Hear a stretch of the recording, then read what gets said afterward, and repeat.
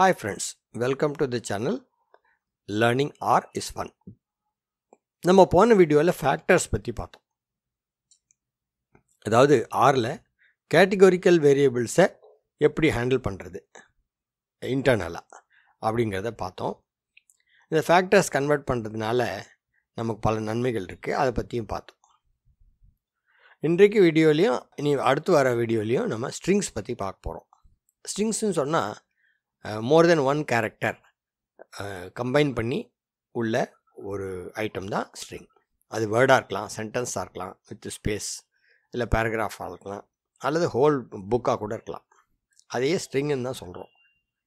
இந்த ஸ்ட்ரிங்கை ஹேண்டில் பண்ணுறது ரொம்ப இம்பார்ட்டண்ட். இந்த ஸ்ட்ரிங்கை ஹேண்டில் பண்ணுறதுக்கான அவசியம் பல சமயங்களில் வரும்.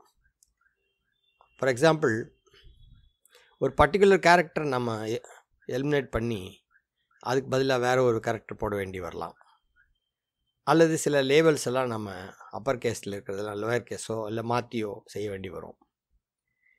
இல்லை HTML XML ஃபைல்ஸை ஹேண்டில் பண்ணும்போதும் ஸ்ட்ரிங் ஹேண்ட்லிங் தேவைப்படும். அதை தவிர நம்ம சில கேட்டகரிஸ் எல்லாம் சேஞ்ச் பண்ணுறதுக்கும் இது உதவும். ஆரில் ஸ்ட்ரிங்ஸை ஹேண்டில் பண்ணும்போது சிங்கிள் கோட்டில் அல்லது டபுள் கோட்டில் குறிப்பிடலாம். அது சிங்கிள் கோட்குள்ளேயே குறிப்பிடக்கூடிய ஒரு வேர்ட்லேயோ அல்லது ஒரு சென்டென்ஸ்லேயோ திருப்பி இன்னொரு சிங்கிள் கோட் வந்தால் அதை தெரியப்படுத்துறதுக்காக ஒரு பேக்ஸ்லாஷ் போட வேண்டி வரும், எஸ்கேப். இதே தான் டபுள் கோட்டுக்கும். ஆரில் நிறைய ஃபங்க்ஷன்ஸ் இருக்குது. இப்போ paste 0, print, noquote, format, cat to string, இந்த மாதிரி வெவ்வேறு ஃபங்க்ஷன்ஸ் இருக்குது. இந்த ஃபங்க்ஷன்ஸை யூஸ் பண்ணி நம்ம ஸ்ட்ரிங்ஸை ஹேண்டில் பண்ணலாம். சில சமயத்தில் இதெல்லாம் ஒரே வேலையை தான் செய்தோன்னு ஒரு எண்ணம் வரும். ஆனால் அதுக்குள்ளெல்லாம் ஒரு சட்டில் டிஃப்ரென்ஸ் இருக்குது. சில சமயங்களில் சில ஃபங்க்ஷன்ஸ் தான் உபயோகமாக இருக்கும். அது தெரிஞ்சுக்கிறது தான் நம்ம ஆர் ஸ்டுடியோவில் எக்ஸாம்பிள்ஸ் பார்க்க போகிறோம். இன்னும் சில ஃபங்க்ஷன்ஸையும் நான் இங்கே குறிப்பிட்டிருக்கேன். இப்போ என்கார்னா நம்பர் ஆஃப் கேரக்டர்ஸு, டு லோயர்னா லோயராக கன்வெர்ட் பண்ணுறது.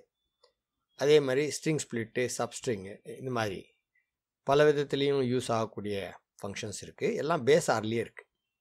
இப்போ இன்றைக்கி உள்ள வீடியோவில் இந்த சார்ட் ஆர்னு போட்டிருக்கு பாருங்கள், இந்த கேரக்டர் ட்ரான்ஸ்லேஷன், அது வரைக்கும் நம்ம பார்ப்போம்.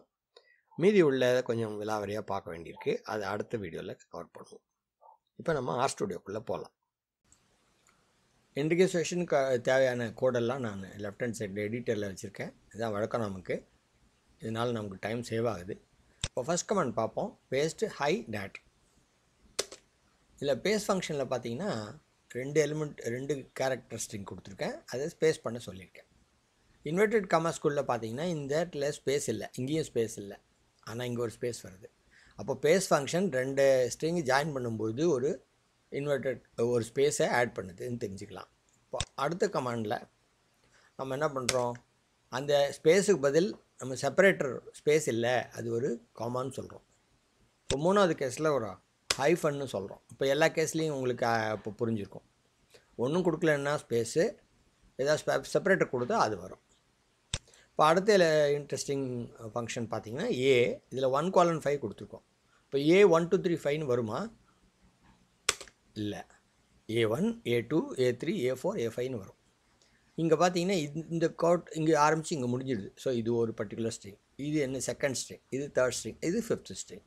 ஸோ 5 ஸ்ட்ரிங் உங்களுக்கு ஆன்சராக கிடைக்குது. ஏன்னா ரைட் ஹேண்ட் சைடில் உங்களுக்கு 5 பேஸ்ட் ஆப்ஜெக்ட்ஸ் இருக்குது.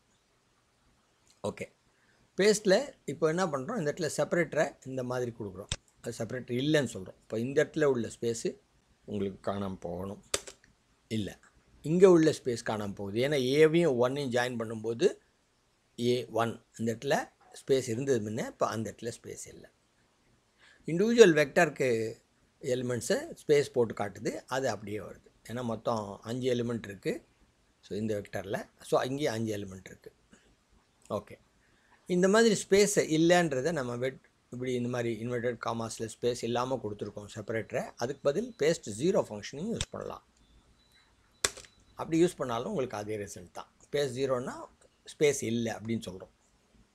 இன்னொன்று பார்த்தீங்கன்னா கொலாப்ஸ்னு ஒரு ஆர்குமெண்ட். கொலாப்ஸ் ஆர்குமெண்ட்டில் நம்ம இந்த மாதிரி கொடுத்துருக்கோம். அதாவது இப்போ இங்கே கிடைக்கக்கூடிய ரிசல்ட்டில் உள்ள வெக்டரில் உள்ள எல்லா எலிமெண்ட்ஸையும் கொலாப்ஸ் பண்ணு, ஆனால் அது கொலாப்ஸ் பண்ணும்போது எதையும் கொடுக்காத ஜாயின் பண்ணுறதுக்காக அப்படின்னு சொல்கிறது தான் இந்த கமாண்ட். இதில் பார்த்தீங்கன்னா இந்த இடத்துல ப்ராக்கெட் இருக்குது. அப்போது ஏ ப்ராக்கெட், அந்த ஏ ப்ராக்கெட் வந்துடுச்சு. இதுலேருந்து 1 எடுத்துக்குது, திருப்பி இந்த ப்ராக்கெட் க்ளோஸ் வருது. அதுதான் ஃபஸ்ட்டு பேஸ்ட் ஃபங்க்ஷனுடைய ஃபஸ்ட்டு பேஸ்ட் ஆப்ரேஷன். இந்த செகண்ட் பேஸ்ட் ஆப்ரேஷனில் என்ன ஆகுது, ஏ இங்கே 2, அப்போ ஏ ப்ராக்கெட் 2 ப்ராக்கெட் அந்த மாதிரி ஆகுது. அதுதான் வந்திருக்கு. அப்படி கிடைக்கக்கூடிய இண்டிவிஜுவல் எலிமெண்ட்ஸ் எல்லாம் சேர்ந்து ஒரே எலிமெண்ட் ஆகிடுது. ஸோ இங்கே ஒரு வெக்டர், ஒரு எலிமெண்ட் உள்ள வெக்டர் தான் ரிசல்ட். இதை நம்ம தெரிஞ்சுக்கலாம். இதே ஐஃபன் போட்டாக்க உங்களுக்கு அதே ஐஃபன் போட்டு வருது. செப்பரேட்டர் என்ன கொடுத்துருக்கோம். அப்போ கொலாப்ஸ்னு சொல்லும்போது எவ்வளோ வெக்டர் எலிமெண்ட்ஸ் இருக்கோ எல்லாத்தையும் சேர்த்து ஒரே எலிமெண்ட் ஆக்கிடுது, அதுவும் தெரிஞ்சுக்கலாம். இப்போ பிரிண்ட் ஃபங்க்ஷன் பார்க்கலாம். இது வரைக்கும் நிறைய தடவை பார்த்துருக்கோம். பிரிண்ட் ஃபங்க்ஷனுக்குள்ளே என்ன கொடுத்துருக்கோமோ அது அப்படியே கிடைக்குது. அடுத்ததில் பார்த்தீங்கன்னா கோட் ஃபால்ஸ்ன்னு சொல்லியிருக்கோம். அப்படி கோட் ஃபால்ஸ்ன்னு சொன்னால் இந்த இடத்துல உள்ள கோட்டு பிரிண்ட் ஃபங்க்ஷனில் நம்ம என்ன கொடுத்துருக்கோமோ அது கோட்டோடு வருது இல்லையா, அந்த கோட் இல்லாமல் கோட் ஃபால்ஸ்ன்னு சொல்லிட்டு உங்களுக்கு ரிசல்ட் கிடைக்குது. சில சமயங்களில் இந்த ரெக்குவயர்மெண்ட்டு நமக்கு இருக்கும். ஓகே, இப்போ அடுத்ததில் பிரிண்ட்டு ஒரு வெக்டர் கொடுத்துருக்கேன். அந்த வெக்டரில் என்ஏ மட்டும் பிளாங்காக பிரிண்ட் பண்ணுன்னு சொல்கிறோம். இதில் என்ஏ இருந்தால் அதை பிளாங்காக பிரிண்ட் பண்ணுறது, அதுதான் ஆர்குமெண்ட்டில் என்ஏ டாட் பிரிண்ட் இஸ் பிளாங்க்னு சொல்லியிருக்கோம். ஸோ இங்கே 10, 15 இந்த இடத்துல பிளாங்க்குன்னு நம்ம கோட்டில் கொடுத்ததுனால அது பிளாங்க் வந்துடுச்சு இந்த மாதிரி. இப்போ இதே கமாண்டை பிளாங்க்கு பதில் ஒன்றும் இல்லாமல் அப்படி கொடுத்துடலாம். ஓகே, இப்போ எப்படி இருக்குன்னு பார்ப்போம். இப்போ பார்த்தீங்கன்னா அந்த இடத்துல ஒன்றும் இல்லாமல் வருது. நீங்கள் எந்த இடத்துல அந்த என்ஏ டாட் பிரிண்டில் என்ன இங்கே கொடுக்குறோமோ அது அந்த இடத்துல சப்ஸ்டிடியூட் ஆகுதுன்னு தெரிஞ்சுக்கிறோம். இப்போ இங்கே ஒரு எக்ஸ்க்ளமேஷன் கொடுக்கலாம். இதுக்குள்ளே நம்ம ஒரு எக்ஸ்க்ளமேஷன் கொடுத்துருக்கோம். இப்போ பார்த்தீங்கன்னா உங்களுக்கு அந்த இடத்துல இது என்னன்னு தெரியுது. ஸோ இது ஒரு ஆர்குமெண்ட்னுடைய பயன். இப்போ ஒரு மேட்ரிக்ஸை பிரிண்ட் பண்ணுவோம். இந்த மேட்ரிக்ஸ் பிரிண்ட் பண்ணும்போது 1:12 n row 3ன்னு கொடுத்துருக்கோம். அப்போ 3 ரோவில் 1 to 12 எலிமெண்ட்ஸை நம்ம பிரிண்ட் பண்ணணும். 3 ரோவில் பிரிண்ட் பண்ணோம். நம்ம பை ரோ ட்ரூன்னு சொல்லாததுனால காலம் மேஜரில் பிரிண்ட் பண்ணுது. 1 2 3 4 5 6 7 8 9 10 11 12. இது ஃபஸ்ட்டு ரோ எல்லா காலமும், அதனால் இங்கே ஒன்றும் இல்லை, கம்மா போட்டு பிளாங்காக விட்டால் எல்லா காலம்னு அர்த்தம். ஸோ 1 4 7 10 எல்லா வேல்யூஸும் இங்கே வந்துடுது. இந்த இடத்துல காலம் ஹெடர் பார்த்தீங்கன்னா எல்லா ரோஸும் ஆனால் ஃபஸ்ட் காலம்னு சொல்கிறோம். ஸோ எல்லா ரோஸ் 1 2 3 எல்லாம், அதுதான் இந்த ரோ நேம் காலம் நேம்னு சொல்லலாம். ஓகே, ஒரு டேட்டா ஃப்ரேம் பிரிண்ட் பண்ணும்போது என்ன ஆகுது பார்ப்போம். நம்ம டேட்டா ஃப்ரேமில் உள்ள காலம்கான நேம் கொடுக்கலன்னா ஆரே அந்த மாதிரி ஒரு நேமை க்ரியேட் பண்ணுது. ரோ நேம்ஸோ 1 2 3 4ன்னு காட்டுது. ஓகே, ஸோ பிரிண்ட் ஃபங்க்ஷன் இப்படியெல்லாம் யூஸ் பண்ணுறோம் நம்ம தெரிஞ்சுக்கிட்டோம். இப்போ இன்னொன்று ஸ்ட்ரிங்ஸை யூஸ் பண்ணி நம்ம ஃபர்தராக என்னெல்லாம் செய்ய முடியும்னு பார்த்துட்ருக்கோம். இதில் நோ கோட்னு ஒரு ஃபங்க்ஷன் இருக்குது. இந்த நோ கோட் ஃபங்க்ஷனில் இந்த மாதிரி இண்டிவிஜுவல் ஸ்ட்ரிங்ஸ் எல்லாம் நம்ம கொடுத்துட்டு கன்காட்டினேட் பண்ணியிருக்கோம். இப்போ நோ கோட்னு சொல்லியிருக்கோம். அதை மை ஸ்ட்ரிங்கில் சேவ் பண்ணியிருக்கோம். இப்போ இந்த மை ஸ்ட்ரிங் சேவ் பண்ணிவிட்டு அது என்னன்னு பார்ப்போம். இப்போ நோ கோட்டில் என்ன கிடைக்குது, அந்த இண்டிவிஜுவல் ஸ்ட்ரிங்ஸ் எல்லாம் கிடைக்குது. லேர்னிங், அப்புறம் ஆர், அப்புறம் ஈஸ், அப்புறம் ஃபன். இங்கே பார்த்தீங்கன்னா ஒரு ஸ்டாண்டர்ட் லெங்த் இங்கே தெரியுது. ஹையிலேருந்து இந்த லேர்னிங்க்கு முதல் லெட்டர் வரைக்கும், திருப்பி லேர்னிங் வரைக்கும் அது ஃபுல் லெங்த் என்னவோ அந்த லெங்த்தே வந்துடுது. அப்போது 4 4 8, ஸோ 8 ஸ்பேஸ் இங்கே கிடைக்குதுன்னு தெரியுது. இங்கே 6லேருந்து திருப்பி ஒரு 7 ஸ்பேஸ் கொடுத்துட்டு ஒரு ஸ்பேஸ், திருப்பி ஈஸ் மீதி 6 ஸ்பேஸ் கொடுத்துட்டு ஒரு ஸ்பேஸ், அப்புறம் ஃபன். என்ன கொடுத்துருக்குமோ ஒவ்வொன்றும் இண்டிவிஜுவலாக உங்களுக்கு 8 ஸ்பேஸ் யூனிஃபார்மாக கொடுத்து இங்கே கிடைக்குது. அதுதான் நோ கோட். நோ கோட்டில் இந்த மாதிரி இண்டிவிஜுவல் கோட்ஸ் எல்லாம் எலிமினேட் ஆகிடுது. ஓகே, அப்படி ஜாயின் பண்ணி கிடைக்க ஒரே ஒரு எலிமெண்ட்டாக கிடச்சிருக்க. இது ஒரு எலிமெண்ட்டா இல்லை நிறைய எலிமெண்ட்ஸா இதாக தெரியல. அதனால் நம்ம என்ன பண்ணுவோம், டைப் ஆஃப் மை ஸ்ட்ரிங் இப்போ நம்ம கேட்டு பார்ப்போம். இது கேரக்டர் அப்படின்னு சொல்லிது. ஓகே, கிளாஸ் என்னன்னு கேட்போம். கிளாஸ் அது ஒரு நோ கோட். ஸோ இது ஒரு நோ கோட் கிளாஸ்ன்னு தெரியுது. ஓகே, இப்போ இது லெங்த் பார்க்கலாம் வேணா.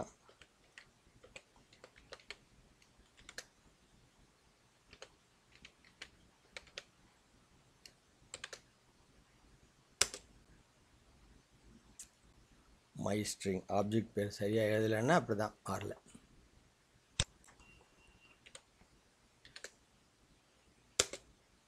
ஃபைவ். ஸோ 5 டிஃப்ரெண்ட் எலிமெண்ட்ஸ் இதில் இருக்குது அப்படின்னு தெரிஞ்சுக்கிறோம். 1 2 3 4 5. ஓகே, அடுத்தது கேட்னு ஒரு ஃபங்க்ஷன். இந்த கேட் ஃபங்க்ஷனில் இண்டெக்ஸஸ்ஸு கோட்ஸு ரெண்டுத்தையும் ட்ராப் பண்ணுது கேட் ஃபங்க்ஷன். இதுதான் இதில் அட்வான்டேஜ். அதாவது இதனால் வரக்கூடிய ரிசல்ட்டு நம்ம மை ஸ்ட்ரிங்கில் ஸ்டோர் பண்ணுவோம். இப்போது முதல்ல கன்காட்டினேட் பண்ணியிருக்கோம். கன்காட்டினேட் பண்ண ரிசல்ட் என்னன்னு நமக்கு ஏற்கனவே தெரியும். ஓகே, இப்போ மை ஸ்ட்ரிங்கில் என்ன இருக்கும்னு நமக்கு தெரியும். ஸோ இங்கே என்விரான்மெண்ட்டில் பார்க்கலாம். My string character 1 to 5. So 5 character strings கிடச்சிருக்கு. ஓகே, இதை இந்த 5 கேரக்டர் ஸ்ட்ரிங்ஸை நம்ம கேட்குள்ளே கொடுத்து பார்ப்போம். இப்போது கேட்டில் ரிசல்ட் என்ன வருதுன்னு பார்த்தா மிஸ்ஸிங் 1, அதாவது வெக்டர் ஃபார்ம்லேயே இது காட்டலை. அப்புறம் கோட்டும் இல்லை இதில்.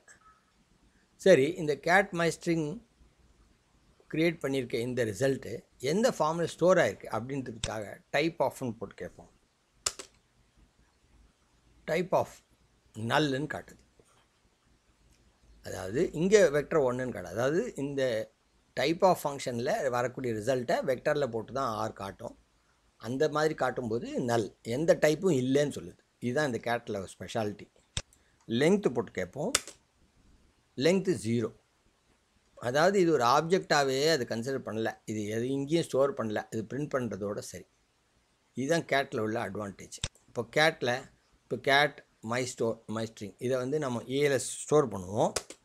ஸ்டோர் பண்ணிவிட்டு ஏ என்னன்னு பார்ப்போம். பார்த்தா நல், அதாவது ஸ்டோரே ஆகலை, இது ஒரு ஆப்ஜெக்டே க்ரியேட் ஆகலை. இது அப்படியே உங்களுக்கு வெளியில் பிரிண்ட் பண்ணுறதுக்கு மட்டும் உதவுது. ஸோ எந்த ஒரு கார்பேஜ் மேனேஜ்மெண்ட்டை நம்ம பண்ண வேண்டாம். ஸோ நம்ம எலிமெண்ட்ஸ் எல்லாம் ஸ்டோர் பண்ணி வச்சுட்டே இருந்தோம்னா வேரியபிள்ஸு மெமரியில் ஆக்குபை பண்ணிகிட்டே இருக்கும். இந்த கேட்டில் என்ன ஆகுது? ஒன்றும் இல்லை, அப்படியே பிரிண்ட் பண்ணிவிட்டு நம்ம போயிட்டே இருக்கலாம். அதுதான் அட்வான்டேஜ். இந்த கேட் ஃபங்க்ஷனில் ஒரு ஃபில் ஆர்குமெண்ட்டும் இருக்குது. அந்த ஃபில் ஆர்குமெண்ட்டு 10 அப்படின்னு சொல்லும்போது என்ன ஆகுது உங்களுக்கு? மேக்ஸிமம் 10 கேரக்டர்ஸ் வரைக்கும் வந்துட்டு அடுத்த லைனுக்கு போய்டும். I can gain my entry through this channel. இதில் நிறைய ஆப்ஷன் இருக்குது. ஃபில் ட்ரூ, ஃபில் ஃபால்ஸ்னு கொடுக்கலாம், ஃபில் வேல்யூ கொடுக்கலாம். வேல்யூ கொடுத்தோன்னா அந்த வேல்யூ இருக்க வரைக்கும் உள்ள அந்த ஸ்ட்ரிங்காக இருந்ததுன்னா அது வந்துட்டு உடனே அடுத்ததுக்கு போயிடும். ஸோ ஒவ்வொன்றும் இண்டிவிஜுவலாக வருது. இது மாதிரி எல்லா காம்பினேஷன்ஸும் நீங்கள் ட்ரை பண்ணி பார்க்கலாம். இதில் இன்னொன்று என்னென்னா, இது ஒரு வெக்டாராக ஸ்டோர் ஆகலை அப்படின்றதையும் நம்ம பார்த்தோம். இப்போது நெக்ஸ்ட் ஆப்ஷன் லெட்டர்ஸ் 1 to 3 இந்த மாதிரி டாட் செப்பரேட்டரை வச்சு நம்ம கேட்குறோம். அப்போ A.B.C நமக்கு கிடைக்கும். ஸோ செப்பரேட்டரை வச்சு நம்ம கன்காட்டினேட் பண்ண முடியுது. ஓகே, அடுத்தது இன்ட்ரெஸ்டிங் ஃபங்க்ஷன் ஃபார்மட். இந்த ஃபார்மட் ஃபங்க்ஷனில் பார்த்தீங்கன்னா நிறைய ஆர்குமெண்ட்ஸ் இருக்குது. இதில் சில இம்பார்ட்டன்ட் ஆர்குமெண்ட்ஸ் நம்ம பார்க்கலாம். இப்போ 245.456 இருக்குது. இது சயின்டிஃபிக் ட்ரூன்னு நான் கேட்டிருக்கேன். ஸோ அப்போது அப்படி ஃபார்மட் பண்ணும்போது உங்களுக்கு 2.4545 எட்ஸெட்ரா இன்ட்டு 10⁻2 அப்படின்னு காட்டுது. 10⁻2ன்னும் போது 100. ஸோ அப்போது 245 பாயிண்ட்டுன்னு வந்துடுது. ஸோ அந்த ஆன்சர் தான் இது.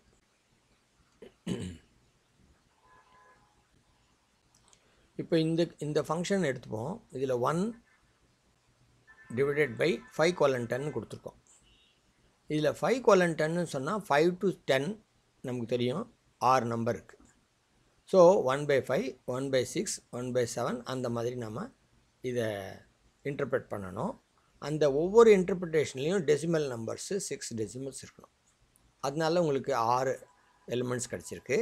ஸோ 1/5 இது, 1/6 இது, 1/7, 1/10 இது. ஸோ அந்த மாதிரி உங்களுக்கு கிடைக்குது. இதில் 5:10 கோலன் தான் ப்ரெசிடெண்ட். இந்த டிவிஷனை விட கோலன் ப்ரெசிடெண்ட். ஸோ ஸோ இது ப்ரெசிடெண்ட்டாக இருக்கனால முதல்ல இது இந்த ஃபங்க்ஷன் நடக்கும். ஸோ இதில் உங்களுக்கு 6 எண்கள் கிடைக்கும், 5லேருந்து 10. அதுக்கப்புறம் தான் டிவிஷன் ஸ்டார்ட் ஆகும். ஸோ 1/6 நம்பர் போடும்போது 1/1 ஆர் எக்ஸிக்யூட் பண்ணும். அதான் நம்ம புரிஞ்சுக்கணும். இப்போ அடுத்தது இதே தான் வித் 0 ஜஸ்டிஃபை ஆர்னு சொல்லியிருக்கேன். ஸோ இதில் என்ன ஆகுது பார்ப்போம்.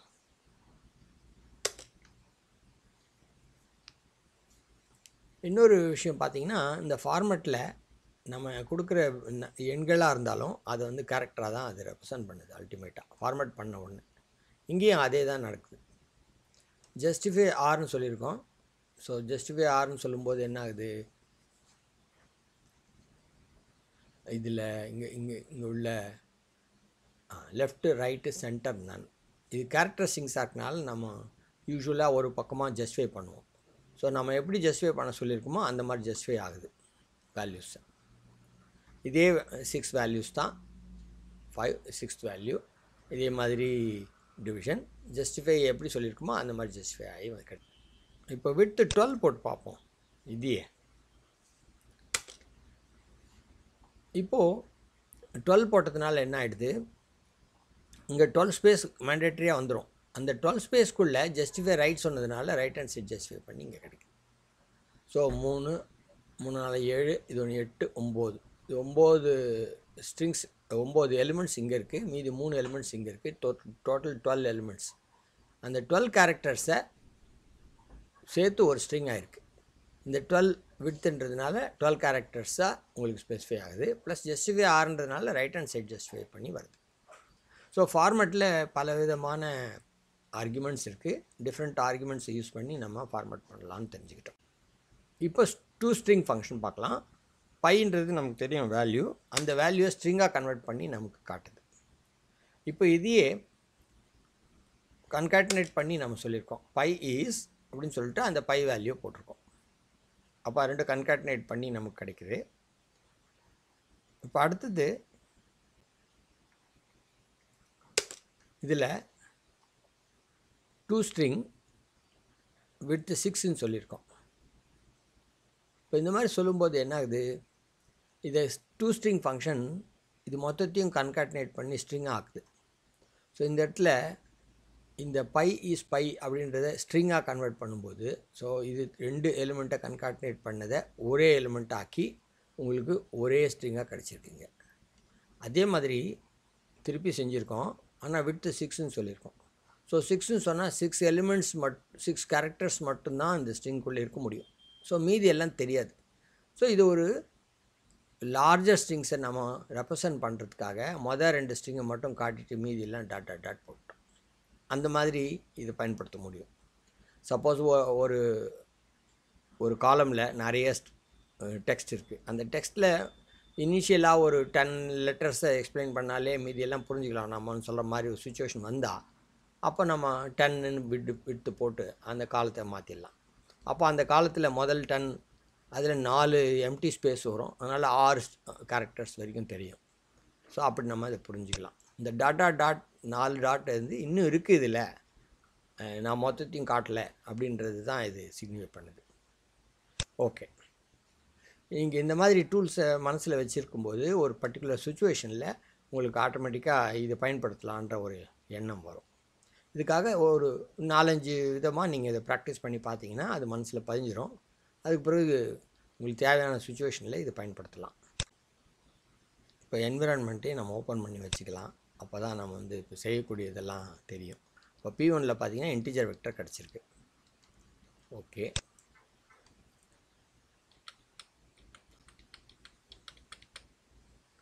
இப்போது இதே கேரக்டரை கன்வெர்ட் பண்ணி P2 போடுவோம். P2வில் பார்த்தீங்கன்னா எல்லாம் கேரக்டர்ஸாக கன்வெர்ட் ஆகி கிடைக்குது. அதே எலிமெண்ட்ஸ் 10 11 12 எல்லாமே கேரக்டர்ஸாக கிடச்சிருக்கு. இப்போது P3யில் கேட் ஃபங்க்ஷன் யூஸ் பண்ணி இந்த டில்டே செப்பரேட்டரை யூஸ் பண்ணுவோம். அப்போ பார்த்தீங்கன்னா P3 நல், ஏன்னா இது கேட் ஃபங்க்ஷன் யூஸ் பண்ணும்போது உங்களுக்கு ஆப்ஜெக்ட் எதுவும் க்ரியேட் ஆகலை, ஆனால் ரிசல்ட் கிடச்சிருந்தீங்க. அதை பார்த்துக்கிறோம். கோட்டும் கிடையாது இதில், இது வெக்டரும் கிடையாது, அதையும் தெரிஞ்சுக்கிட்டோம். ஓகே, P4ல் சிம்பிள் பேஸ்ட் கொடுத்துருக்கோம். இப்போ P4 பார்த்தீங்கன்னா உங்களுக்கு இண்டிவிஜுவல் கேரக்டர்ஸ் எல்லாம் கம்பைன் பண்ணி 6 எலிமெண்ட் கிடச்சிருக்கு. P5ல கொலாப்ஸ் பண்ணியிருக்கோம். இப்போ கொலாப்ஸ் பண்ணும்போது இதே வேல்யூஸை கொலாப்ஸ் ஆகி ஒரு சிங்கிள் ஸ்ட்ரிங்காக கிடச்சிருக்கு. இங்கே P5 அது ஒரு எலிமெண்ட் இருந்தால் யூஸ்வலாக 6ல் இந்த 1ன்னு இங்கே காட்டாது. P6 டூ ஸ்ட்ரிங் ஃபங்க்ஷனை யூஸ் பண்ணியிருக்கோம். 10 to 15 இதில் பார்த்தீங்கன்னா டூ ஸ்ட்ரிங்ன்றதுனால 10 to 15 எல்லாத்தையும் கம்பைன் பண்ணி ஒரு ஸ்பேஸை கொடுத்து அப்புறம் ஸ்ட்ரிங்ன்றதுனால இங்கேயும் உங்களுக்கு கோட் கிடைக்கிது.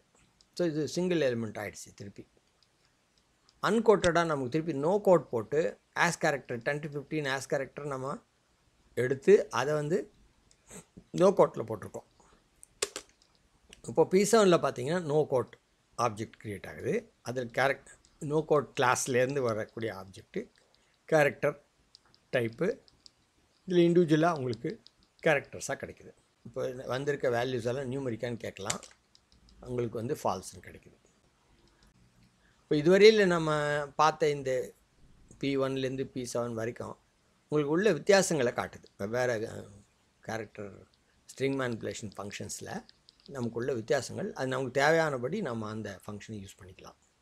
இப்போ அடுத்து சில ஃபங்க்ஷன்ஸ் பார்க்கலாம். என்கார்ன்றது number of characters. Number of characters 18. இப்போ என்கார்லேயே 3 ஸ்ட்ரிங் கொடுத்துருக்கேன் கன்கார்டினேட் பண்ணி அந்த இண்டிவிஜுவல் லெங்க்த்து என்னவோ அது கிடைக்குது. ஹவுவில் 3, ஆரில் 3, யூ கொஸ்டின் மார்க்கில் 4. இப்போ டு அப்பர்னு சொல்லும்போது எல்லாமே அப்பர் கேஸ் ஆகிடுது. ஓகே, கேஸ் ஃபோல்டுன்னு கொடுத்துருக்கோம். கேஸ் ஃபோல்டுன்னு சொல்லும்போது ABCD EFGH இதில் லோயர் கேஸ் இருக்குது, அப்பர் கேஸ் இருக்குது. கேஸ் ஃபோல்டு என்ன பண்ணுது? எல்லாத்தையும் லோயர் கேஸ் ஆக்கிடுது. ஓகே, இப்போ அப்பர் ட்ரூன்னு சொன்னாக்கா எல்லாமே அப்பர் கேஸ் ஆகிடுது கேஸ் ஃபோல்டில். அப்புறம் கேரக்டர் ட்ரான்ஸ்லேஷன் இதில் ரொம்ப இன்ட்ரெஸ்டிங் ஃபங்க்ஷன் இது. இங்கே பார்த்தீங்கன்னா ஹெலோ IFMP ஹெலோ தேர் இன்னும் 3 இது கொடுத்துருக்கோம்.